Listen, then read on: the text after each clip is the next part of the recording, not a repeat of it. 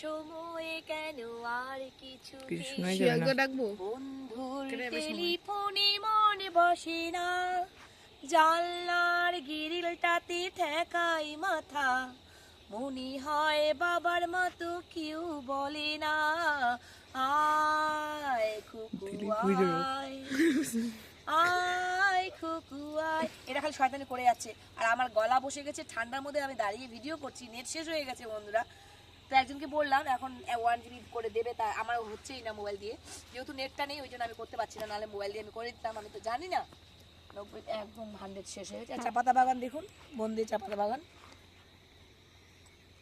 এই যে এই চা পাতাগুলো এখন নষ্ট, এগুলো আর হবে না, যেহেতু এখন এই সময়টা নাকি ফ্যাক্টরি বন্ধ থাকে, তার জন্য। চা পাতা বাগানটা দেখিয়ে দাও, এইদিকে গাছগুলো দেখুন এত সুন্দর, যতদূর যায় তত চোখ ততদূর আমার মায়ের চা পাতা বাগান। মায়ের না, মা মাসি একই। আচ্ছা যাই হোক, আমার গলা বসে গেছে, আর বোন আজকেও আটকে দিল, যেতে দিল না।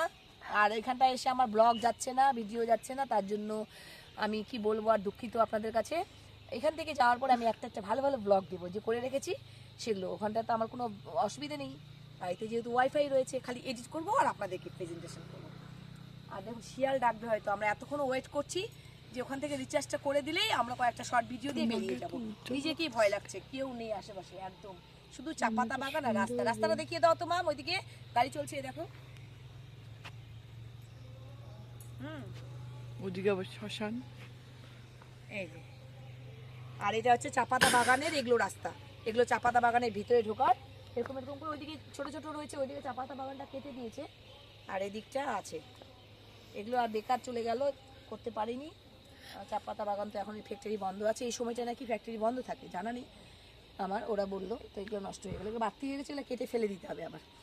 তো যাই হোক, আর কি বলবো, পরে দেখা হচ্ছে, যদি দিতে পারি নেটটা তাহলে আসো, যদি এখন তাহলে শর্ট ভিডিও দিচ্ছি, আর এই ব্লগগুলো আপনাদের পরে দিয়ে যাবেন। রাখছি, টাটা। পাশে শিয়াল লাগছে।